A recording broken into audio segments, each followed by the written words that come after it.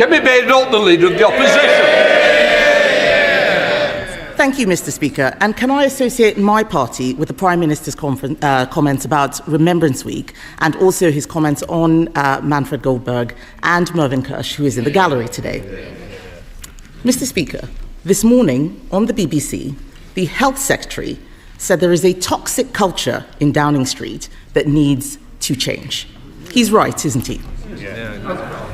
Mr. Speaker, my focus each and every day is on rebuilding and renewing our country. But let me be absolutely clear, any attack on any member of my cabinet is completely unacceptable. On the Health Secretary, Mr. Speaker, in relation to Health Secretary, he promised before the election that in the first year of a Labour government we'd deliver 2 million extra appointments. We didn't deliver 2 million, or 3 or 4. We delivered 5 million extra appointments. And today the Health Secretary is in Manchester, where he's announcing that because of the action he's taken to abolish NHS England, he's putting more people on the front line. He's doing a great job, as is the whole of my cabinet. Mr. Speaker, what we heard the Health Secretary say this morning was that he wants to cut waiting lists, but we all know that there's only one waiting list that he really wants to cut.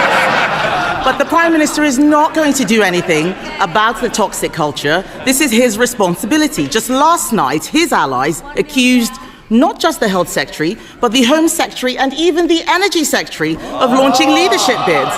These attacks came from Number 10, nowhere else, his toxic Number 10. The person responsible for the culture in Number 10 is his Chief of Staff, Morgan McSweeney. Does the Prime Minister have full confidence in him? Morgan McSweeney, my team and I are absolutely focused on delivering for the country. And let me be clear, of course, Mr. Speaker, I've never authorised attacks on cabinet members. I appointed them to their posts because they're the best people to carry out their jobs. And Mr. Speaker, she asks about waiting lists. Waiting lists are down under this government. The number of GPs is up. And because we scrapped NHS England, we're investing on the front line. That's what the Health Secretary is doing today, getting on with his job, and he's doing a very good job too. Mr. Speaker, I didn't hear him give full confidence to Morgan McSweeney, but the truth is he says these attacks aren't authorised. That means he's lost control of Number 10, because that's where they're coming from. But the real scandal, Mr. Speaker, the real scandal is that 2 weeks from a budget, the government has descended into civil war. Instead of fixing the mess they've made of the economy, they're all... Mr. Speaker, they're all chuntering. These are the feral MPs that Number 10 has been talking about. They're not my words. They're Number 10's words, his words. But unbelievably, Mr. Speaker, the Prime Minister's advisers have been reduced to briefing that MPs can't get rid of him, and I'm not making this up, they can't get rid of him because it would destabilise international markets. Why does the Prime Minister think that there would be a market meltdown if the Health Secretary took over? Mr. Speaker, this is a united team and we are delivering together. Look what we're doing. The fastest growth of the G7. 5 interest rate cuts. Trade deals with the EU, the US and India, all of which they oppose, we've delivered. And I can update the House. If people want to audition for a pantomime, I suggest you go to the Old Vic. Mr. Speaker, I can update the House. The Bank of England has upgraded growth today.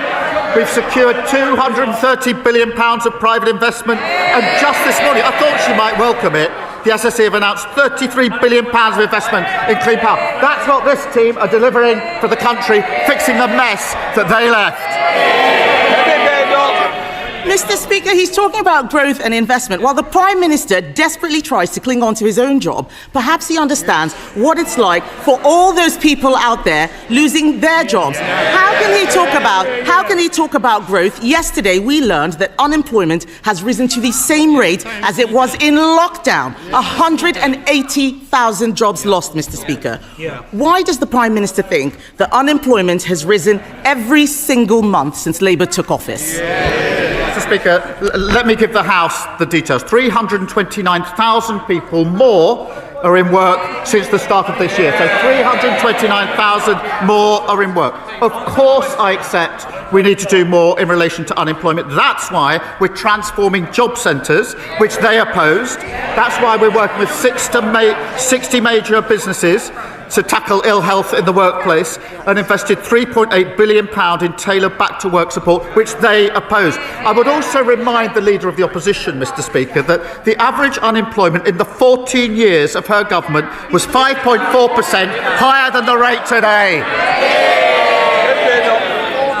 Mr. Speaker, we left employment higher than it was after the last Labour government.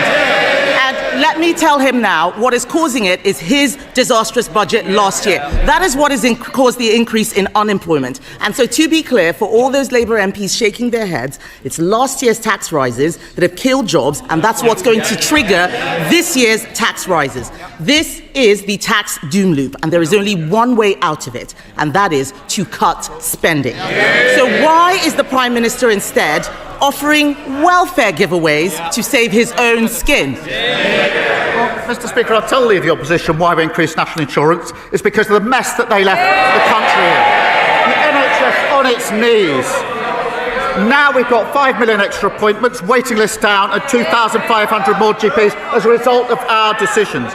But it's nearly the one-year anniversary, but she still hasn't told us in relation to national insurance whether she agrees and admits that we should do it, or if if that's her position, how she would find the money that we raised in the budget. She's had a whole year to think about that question. Perhaps now she can give us an answer.